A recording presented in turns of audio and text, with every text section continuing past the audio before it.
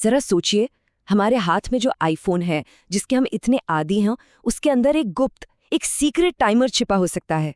जी हाँ, एक ऐसा टाइमर जो बिल्कुल चुपचाप बस सही वक्त का इंतजार कर रहा है, फोन को हमेशा के लिए बंद कर देने का। 180 सेकंड, मतलब पूरे 3 मिनट। ये सिर्फ एक नंबर नहीं है, ये एक पहेली है, एक मिस्ट्री। और आज हम इस मिस्ट्री की तह तक जाएंगे। तो सवाल यही उठता है कि आखिर फोन के अंदर ये 180 सेकंड का सेल्फ डिस्ट्रक्ट काउंटडाउन है क्यों? क्या ये कोई गड़बड़ है या फिर किसी सोची समझी साजिश का हिस्सा है? चलिए इस रहस्य से पर्दा उठाते हैं। तो चलिए इस मामले की जांच पड़ताल शुरू करते हैं। देखिए, हर रहस्य अपने पीछे कुछ न कुछ सुराग जरूर छोड़ जाता है, और हमारा फोन सिस्टम भी क्रैश होने के बाद एक बहुत ही जरूरी सुराग पीछे छोड़ देता है। और ये सुराग है पैनिक लॉग। इसको आईफोन का ब्लैक बॉक्स समझ लीजिए, बिल्कुल वैसे ही जैसे हवाई जहाज में होता है। ये फोन के क्रैश होने से एन पहले, मतलब 1 माइक्रोसेकंड पहले की हार्डवेयर की एकदम सटीक हालत को रिकॉर्ड कर लेता है। इस पूरी घटना को कहते हैं कर्नल पैनिक।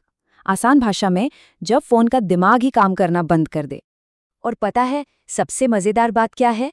ये जानकारी भले ही छिपी हुई है, पर ये सबकी पहुंच में है। बस सेटिंग्स में जाकर कुछ आसान से स्टेप्स फॉलो करने हैं और पैनिकफुल नाम की फाइलें मिल जाएंगी। यही है इस पूरे रहस्य की चाबी। ओके, तो सुराग तो मिल गए, लेकिन अब आती है असली चुनौती। इन सीक्रेट कोड्स को डिकोड करना, इन्हें समझना। और सच कहूं तो ये किसी जासूसी कहानी से कम नहीं है। पता है एक दिलचस्प बात, पुराने आईफोन्स में यानी आईफोन 12 और उससे पहले के मॉडल्स में समस्याएं काफ़ी साफ साफ बताई जाती थीं। जैसे अगर माइक CPS1 लिखा है तो इसका मतलब था कि चार्जिंग पोर्ट में गड़बड़ है। कितना आसान था, है ना? लेकिन आईफोन 13 और उसके बाद के मॉडल्स के साथ सब कुछ बदल गया। अब वही सेम चार्जिंग पोर्ट की समस्या एक अजीब से हेक्साडेसिमल कोड 0x800 की शक्ल में आती है।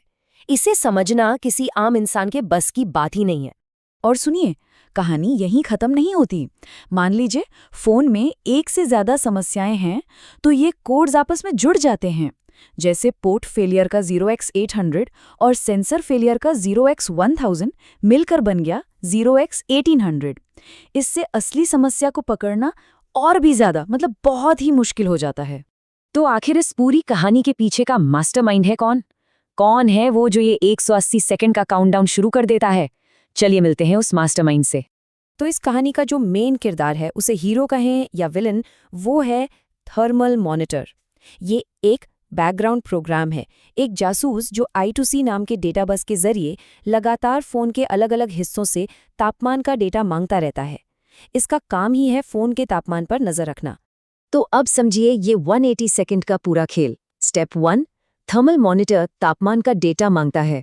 स्टेप 2, कोई जरूरी सेंसर जवाब ही नहीं देता। स्टेप 3, बस उसी वक्त 180 सेकंड का वॉचडॉग टाइमर शुरू हो जाता है। स्टेप 4, टाइमर खत्म और सिस्टम मान लेता है कि सबसे बुरा होने वाला है, शायद आग लग सकती है। और स्टेप 5, फोन को सेफ रखने के लिए कर्नल पैनिक ट्रिगर हो जाता है, यानी फोन शटडाउन। और इसको हल्के में मत लीजिए, ये कोई मामूली बात नहीं है। ये पूरा सिस्टम फोन को बचाने के लिए ही बनाया गया है। कभी कभी तो पैनिक लॉग में Apple hot hot hot hot जैसा मैसेज भी मिलता है, जिसका सीधा सीधा मतलब है कि मेन बोर्ड में इतना बुरा शॉर्ट सर्किट है कि फोन में आग लगने का खतरा है। और ये आमतौर पर ऐसी चीज है जो ठीक नहीं हो सकती। ऐसे ही एक और गेम ओवर वाली सिचुएशन है सेप पैनिक। ये तब होता है जब सिक्योर एन्क्लेव प्रोसेसर फेल हो जाता है, और इसका नतीजा यूजर इन्फॉर्मेशन को बचाने के लिए सारा डेटा हमेशा हमेशा के लिए परमानेंटली डिलीट कर दिया जाता है। मतलब सब कुछ सुरक्षा के लिए ही है, लेकिन इसकी कीमत काफी बड़ी हो सकती है। और बस यहीं से एक बहुत बड़ी बहस शुरू होती है।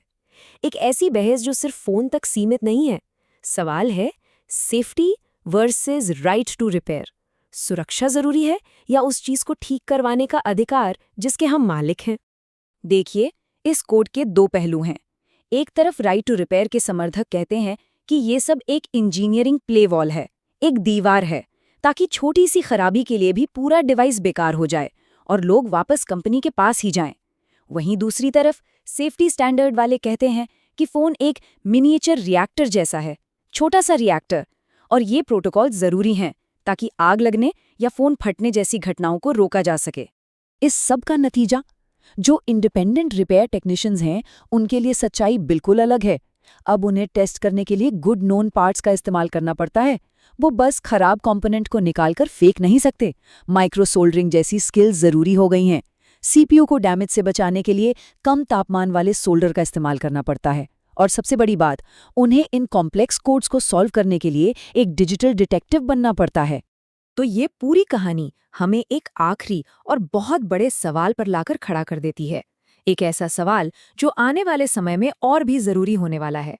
सवाल ये है कि जैसे जैसे हमारे डिवाइसेस और ज्यादा पावरफुल और सेफ होते जाएंगे, तो क्या हम उन्हें सही मायनों में ओन करने का, उनके मालिक होने का अधिकार खो देंगे?